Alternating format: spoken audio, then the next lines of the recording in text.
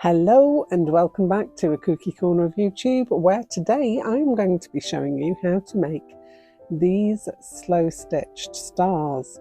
Now these could be many things and they could be many sizes, so it's up to you. Number one, what size star you want to make. I suggest with these ones you don't go too small, but if you do, you might want to do it a different way. So you could go smaller. You could make these a lot larger.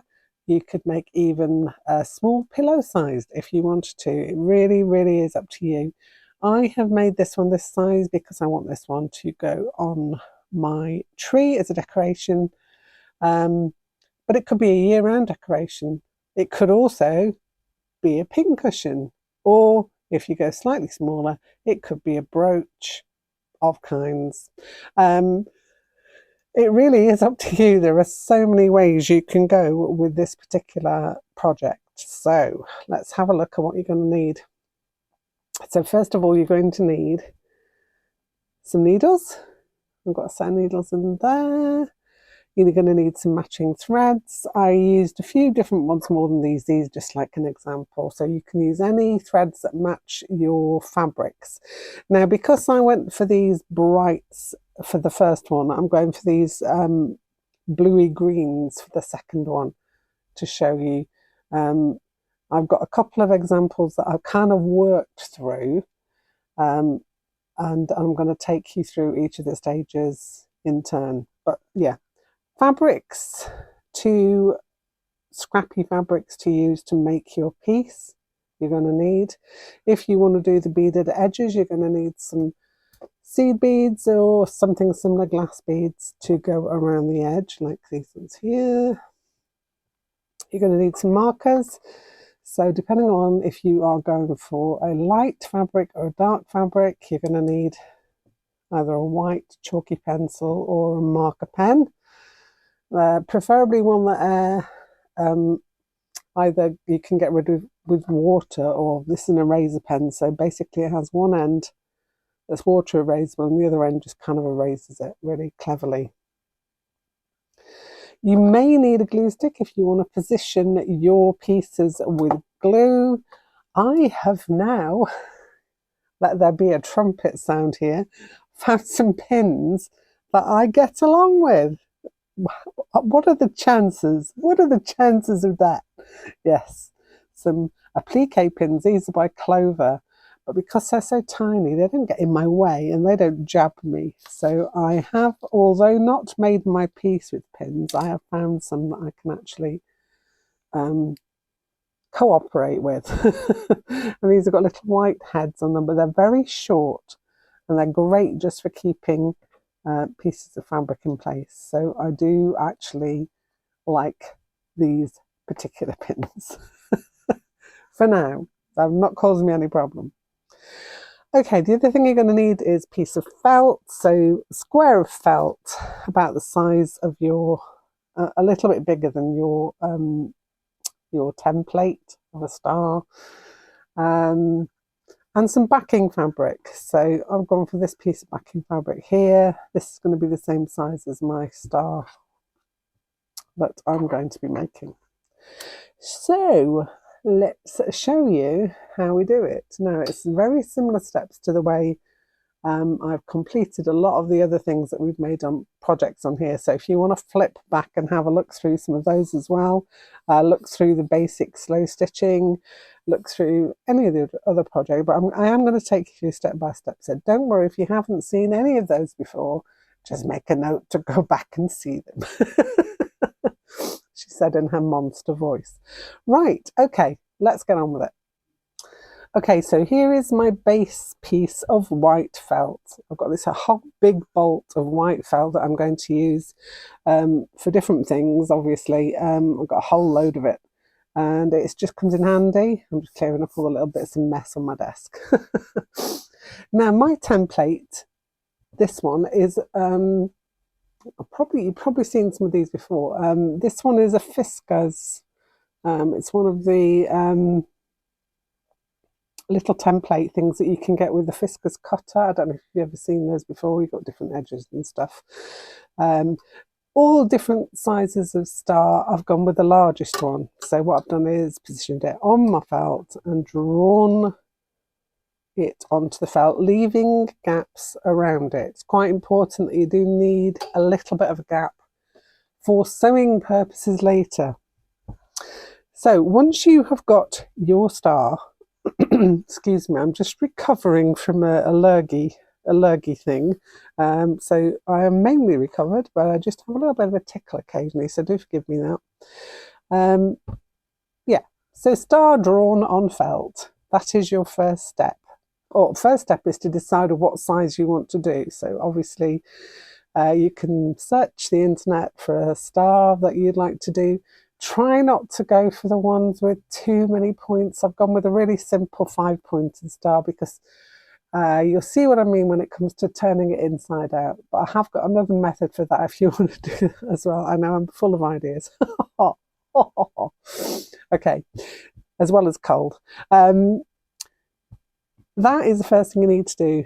And then transfer that onto your felt, and that's ready to go. What you will need next are your scrappy fabrics. Now, I have already chosen my scrappy fabrics and positioned them.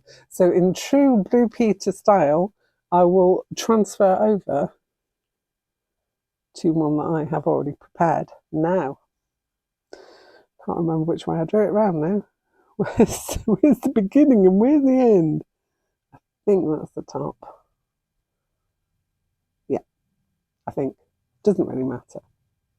As long as you have got some scrappy fabrics that can cover all of your star and extend out a little bit over it, doesn't really matter, because what you can do is to find where you want to position it is to get your template, whether you've drawn one or whatever, and just reposition it over so that you know that it's going to fit. Now, the next thing you're going to do is to get one of your threads that you have chosen. That is when you have positioned your fabrics on your star. So you need to make sure that your star is completely covered with all of the little pieces of fabric. Once that's all in place, and you can see I'm using my brand new friends here. I'm using my friends. Now you can stick them down with glue if you want to. You can use a simple Pritt stick, just a small amount, or a temporary fabric glue. It really is up to you. But I'm playing with my friends for the moment.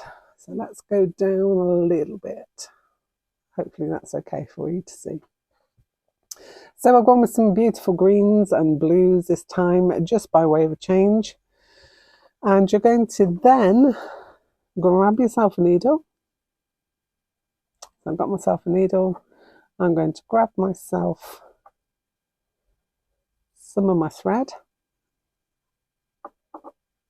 So cutting a length of that off and threading it. And then I'm just going to pop a knot in the back of that, there. And what I'm going to do now is to go up and down or across this piece so that I can unify it all with this one colour thread. You know the drill, this is what I do. So literally a running stitch that goes across all the bits of your fabric. Now you might say, when you cut this out, there's going to be some of these bits that don't get seen because they'll be cut away from the project. Yes, they will. That will come more into play when you are doing your decorative stitches. But for now, all you need to be doing is getting this down. And it's a slow stitching project. So you can take your time. You can just enjoy the process of really simple stitches, and that's what I really love about this. It doesn't take any knowledge of complicated embroidery threads or expensive materials. These are just scraps. These are just scraps from scrap bag, and they would have no other use if I didn't use them in this. Now, a lot of people say, when you make your squares, what do you do with them? Well, not everything has to have a purpose. The purpose intentionally of slow stitching is for you to just enjoy the process, just to enjoy the sound of the thread moving through the fabrics, enjoy the tactile quality of all the fabrics that you've chosen and the colour of them, and just to have fun in the moment of stitching. Now, saying that, a lot of people don't have room to keep all their pieces, or they want something practical to make with the piece that they are stitching. And I do get that, which is why I provide you with all different things on this channel of different ways that you can use your slow stitching process in order to create something of either beauty or use. And both of those things are worthy, you know. You spent your time to create something, and then you can use that to make something else. So, saying that, all you need to do is just to keep doing that running stitch across your pieces until everything is firmly down and attached. And then you'll have a basis to work on to add into other decorative stitches. So I'm going to give you a moment to get to this point or to wherever. So, and then I'll show you some of the things that I did with my previous one. Okay, so here is not the piece I was just working on. This is another piece because I've pre-prepared this so that I don't have to keep you waiting, so to speak, until we get to the next step. So here is a piece that I have worked into. It's got various stitches. So it's got on this one I used a variegated thread. So although it looks like they are different colours of thread, they really aren't. It's just one variegated thread that went all the way through it. So if you want to do that as well, also something that you can think about, variegated threads are great for that because they're already colour coordinated and you can just use them in a piece of similar colours. So on this particular one, I have taken my template and I've kind of thought about where I want things to be positioned. Now, if you can see that template, you can see I've still got a fair amount of fabric. You know, you just position it until you've got maybe a centimetre, just under a centimetre of fabric still spare around those edges. There's a reason for this, so please do adhere to the fact that you will need a little bit extra than your actual star. We can get around it. There are always ways to make this work if you haven't got that extra bit, and I will explain that later as well. But for now, all you need to know is I've looked here. Now, you don't want to be wasting your time stitching places that are going to be cut away. You can obviously just stitch everything, you know, and then all the little bits that we cut out you can still use in other projects, so that nothing is going to be wasted. But if you don't want to waste your time stitching areas that you're not going to use, so for example, for that piece there, I'm going to use about there. So it's just using your template just to direct you where to put your extra stitches in. Also on this one, optional piece of felt that I cut into a heart shape and found the center of where my star is going to be, and then that gave me a place to put that so that I know exactly where that's going to be and it will still be seen. All that said and done, I stitched into pieces where I wanted to, added in extra stitching. I could go to town. I've got some little cross stitches there. I could add in loads more stitching. However much you want to add in is totally up to you. So you can go absolutely bonkers with this if you want to. Spend as much time as you like. But do make sure that you have got some kind of an interest, maybe in the centre of it. You can also add in afterwards as well. So once you've made your whole star, if you haven't got yourself a little focal point, or you want to make sure that you can find the center when you've cut it out, then this can be added in afterwards. So don't worry too much about it or the position of it. Right, so we've got to this point, and what we need to do now is to get our backing fabric. Now for me, I've gone for this backing fabric here. It's a Free Spirit one. And I'm going to kind of position it there, I do believe. And hopefully still find the centre where my circle is there. Now, onto this, I'm going to go with my template again. Try and locate, leaving a little gap of fabric around it. Try and find where my circle heart is.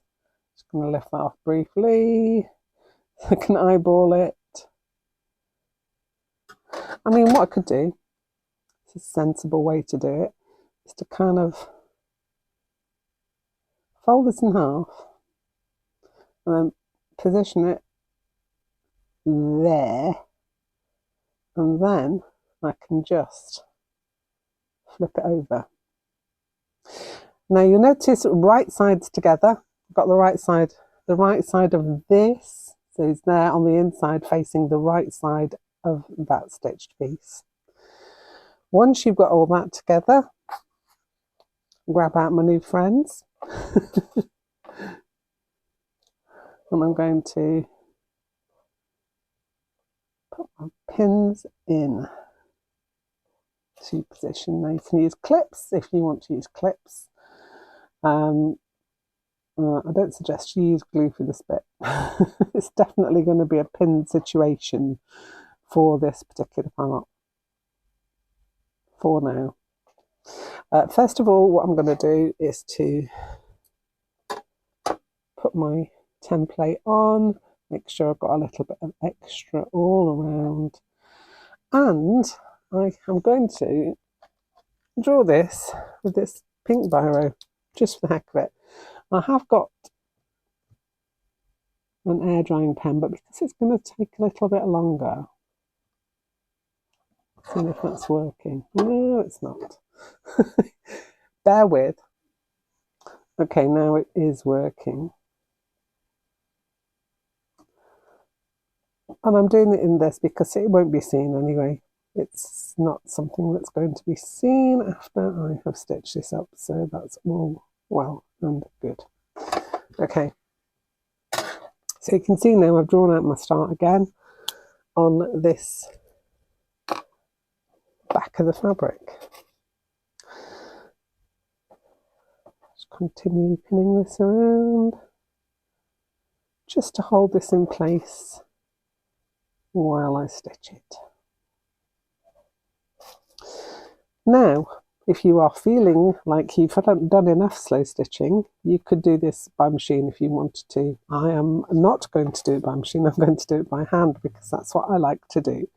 I love the process of stitching by hand, and it really is not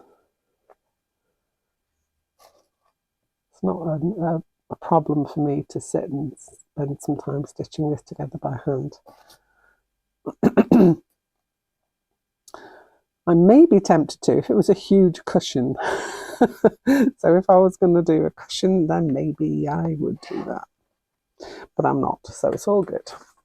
Right. Now that's pinned, what we're going to do is we're going to get some thread. I'm going to get a nice strong thread. I'm going to use this Aurifil. Get myself a good length of it. And I am going to thread my needle. Now then, she said. Where did said needle go? I shall locate. Okay, located needle. Remember I'd left it on that last piece that I was stitching. Okay, so what I'm going to do now, I'm not going to have my starting point near here. I want to kind of start down at the bottom end here. So picking an area and start in between there, and I'll probably leave one of these sides open for turning round later. It's very important that you do leave yourself a turning space. It's not a big deal if you forget. I have also ways around that as well. So simple back stitch, not too big because I want this to be nice and secure when I'm turning it around. So I'm going to do nice small stitches to keep this all together, stitching all the way around the star shape.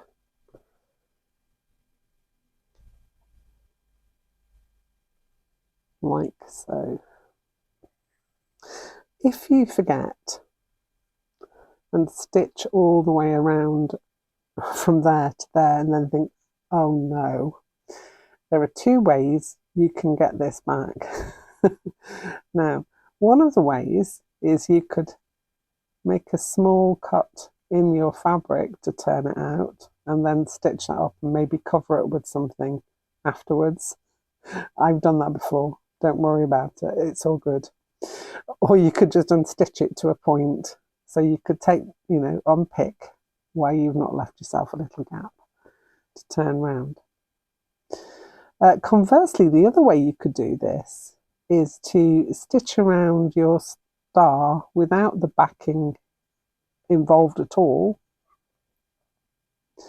and add your backing on, pin it round and then just over sew it, depending on what kind of a fabric you're using for the backing. If you were using a felt for your backing, then that is probably the way I might even have chosen to go myself, because it's going to be really stiff to turn under, because number one thing, I've got a felt base.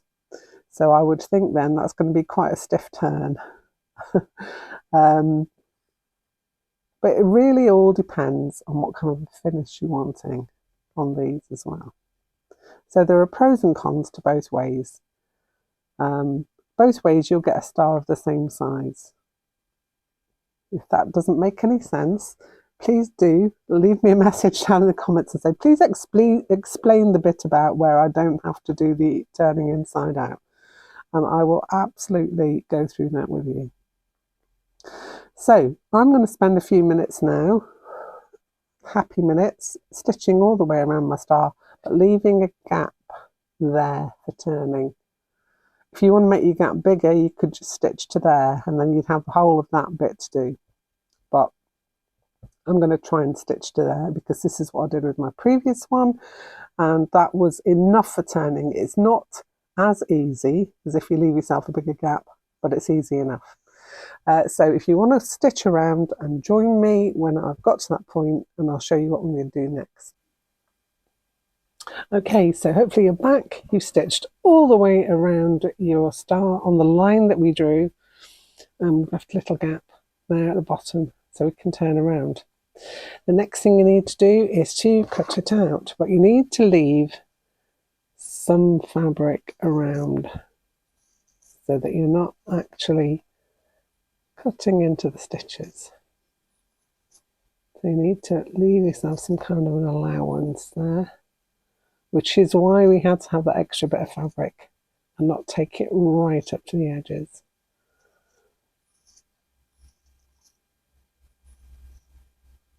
So cutting around carefully. And don't worry about all the other bits that you might have stitched into. Those bits you can save, and we can use those in other projects. It's all good.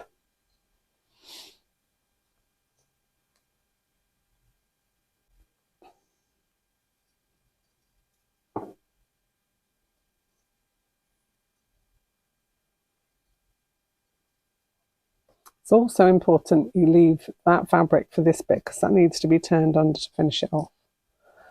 So coming up to the end here, rounding off that bit there. So now you've got your cut out star. Now what I tend to do when I'm here at this particular point, because we're going to turn it inside out, I want to make sure those curves on your piece will curve correctly and not hang or look strange. So very carefully, what I want to do is to cut around the curve. So wherever there's a curve, I kind of put a couple of cuts around there. So you have to be really careful that you do not cut into your stitches. You see how close I'm going? Just be really careful that you're not going to cut into stitches. Like a game of chicken. How close can you get? So yeah, err on the cautious side when doing this particular bit. This is probably the trickiest part, the turning inside out. And if you want to avoid this, I'll tell you another method when I've done this. I just need to concentrate. As you can imagine, this last piece. So snippy snip on all the curvy bits. It's like when you're doing, if you've ever done any sewing, dressmaking patterns and things, cutting on the curve to make sure everything hangs correctly. And there, last one is going to be where the turning is, so that's all good. Right, I'll get my old chopstick, and what we're going to do now is a wrangling game. So what I try and do first with these stars is to get some of the points in already. So I'm going to go around it and try and make sure some of the points are already pushed in. I'll try and do opposites probably. It's going to be the best way. It's not an easy task. It is doable. And the bigger your star is, the easier this particular job is. So let's see which edge is going to be the best. I am going to wrangle with this for a bit. And I'm going to leave you to wrangle with yours. Please take your time. Do not try and rush this part, because this fabric isn't supported. It's got no support on it. It's just a fabric. And so I'm going to just take it real steady. I'll be back to you when I've turned mine inside out, and you come back when you've turned yours inside out, and I'll show you what to do next.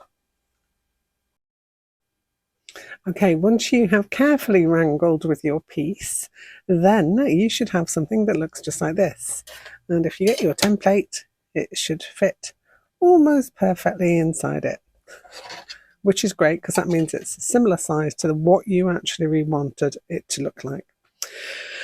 So you are going to need, at this point, you're going to need some stuffing to go inside your piece. So grab yourself some stuffing and let's fill him up.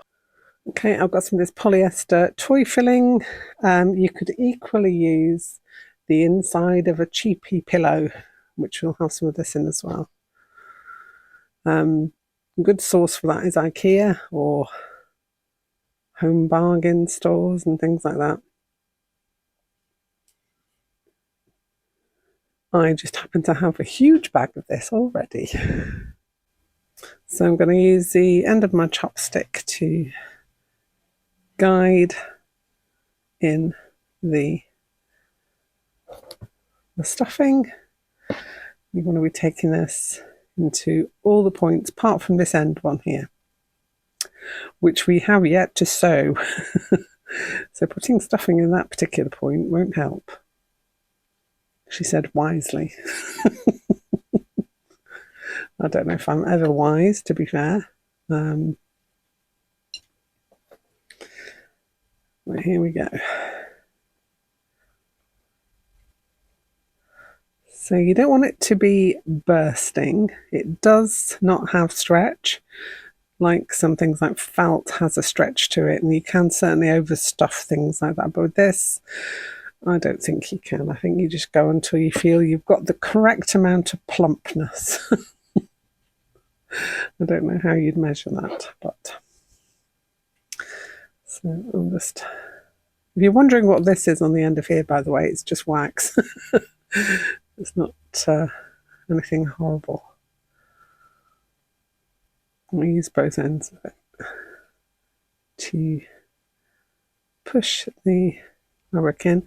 The wax tends to grab onto the stuffing a little bit better, I find, so it does help to have that on the end of there.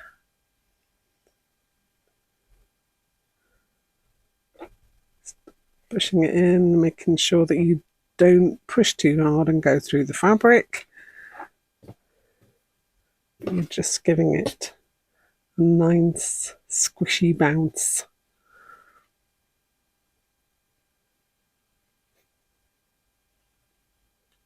Almost there.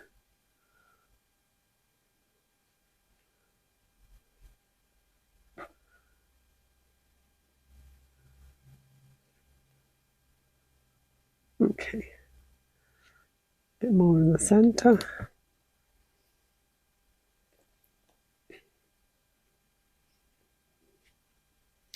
Now this last bit I'm going to leave a little gap so I can fill that up once I've done an amount of stitching on that edge there. So making sure I've got enough in. The only thing that's not got much in is that last point. If you feel afterwards you haven't got enough stuffing in there, you know, we can always add some in before we do the last few stitches. Okay, so this last edge, you can see where the line was that I drew on there, perhaps. This all needs to be turned under that amount. A good way of doing this is perhaps to grab yourself some clips, which is what I'm going to do now. I'm going to find my tin with the clips in. I must get myself some more of these. I absolutely adore these ginger and orange Barclays mints. All sorts of little bits in here. Hopefully, a couple of clips. This is still my travel bag. I've got a big box of clips, but this is just handy to have in my little sewing bag. Ooh, matching colours. Wow, who knew? Okay, so I'm going to clip there. Make sure it's all turned under. So that particular point there, it's going to need some extra attention because it's the point of stress on the fabric. So, turning it in, turning it in. Come on. Do you talk to your pieces? I talk to my pieces a lot. My problem will be is if they ever start to answer me back. But at which point I won't really care. Oh dear. Okay. And this end point is going to be a little tricksy.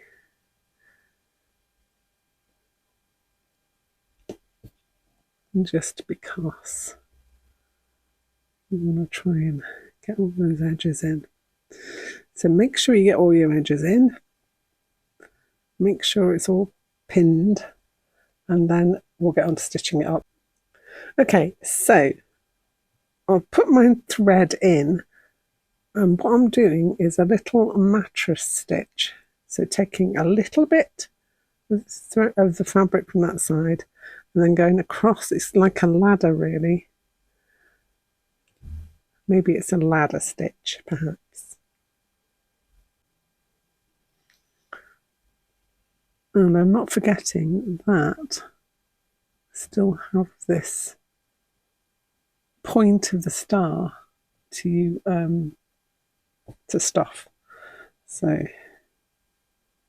going to get to a point there and take these two clips off, which you could have very nicely pressed to that for me. Grabbing myself small bits of stuffing now. so that we can finish off this particular point. Take it gently, and I think I might use my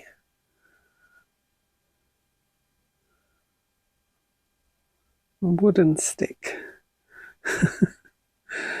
Might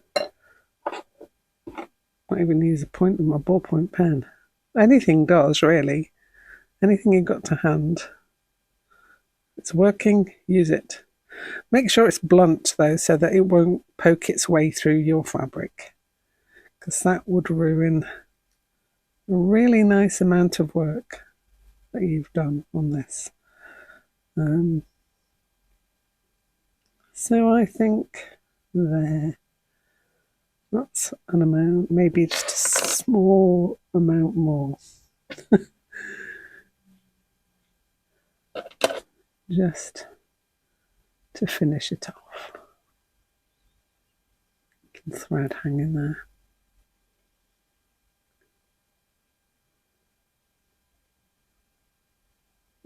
Tiny bit more. It always takes more than you expect it will. Come on, let's get you in.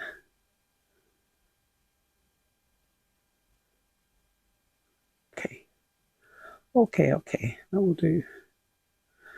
That'll do, pig, that'll do. Right, now to continue. So, a little bit of this. And across. And a little bit of that. That's all going to do to finish this off now. Well, the sewing part. Got beading. That's exciting.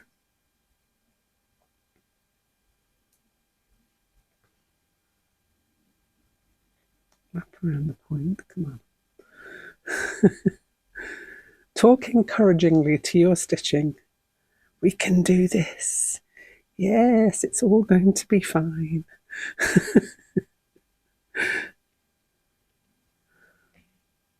Come along, come on. You can do it. I never know whether that's encouraging the stitching or me. We're almost there. And on that point, we need to make sure it's extra stitched in. So I'll give it a couple of extra stitches just to make sure that everything's enclosed. And I think we are, which is good. So I'm going to fasten that off. Now, because I've got quite a bit of length left on this, and I was going to rethread to bead, then I'm just going to leave this and continue with the beading. Right, so these I got from Flying Tiger, and they were awesome. I think they were about £4. I think they were £4, but they're really nice glass beads, and I love them, and they match perfectly with this project. So let's get them out. They do these in a variety of different colours, and they change them occasionally. So whenever they've got some in, I grab whatever colours they've got. This one's still sealed up. But I kind of remember which way it opens. Yeah, give me a minute to open this and I'll be back. And this is where I forgot to put my microphone on, just to tell you that was adding in some beads around the edges of the piece. I was just picking up a random one at a time, and the spacing is probably about just under 1 centimetre.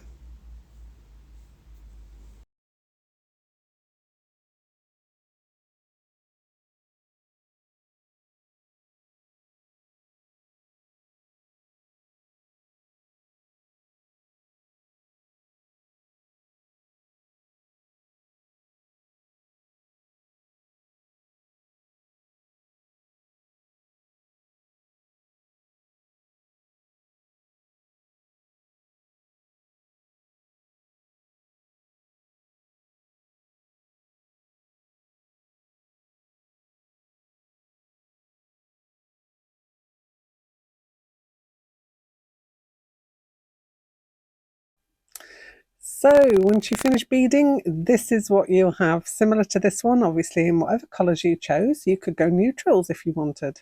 I'm not a neutral person, although I can occasionally be persuaded to rein in my colour choices. So the greens and the blues, I did kind of rein it in a bit. So there it is, a pincushion, a cushion, or whatever you want it to be. So if you made a bigger one, it could be like a little decorative cushion. It can be a brooch even. You could pin this to something and it would be a brooch. You could make a key ring from this also. The world is your lobster, as I always say to you. Give you an idea, you run with it and see what else you can make with it. Hope you have enjoyed this little tutorial. If you have, then please don't forget to show me your thumbs, show me those thumbs, and to like and subscribe. So if you are not subscribed and you want to keep up to date whenever I upload a video, then please consider clicking that subscribe button. It doesn't cost you a thing. It does help my channel an awful lot if you do that. And then once you've subscribed, you can click the little bell and it will let you know every time I upload a new video. I hope you're having a wonderful day. I hope you've been enjoying yourself, stitching up a little starlight for yourself. And I will be back here soon with something else. Bye for now.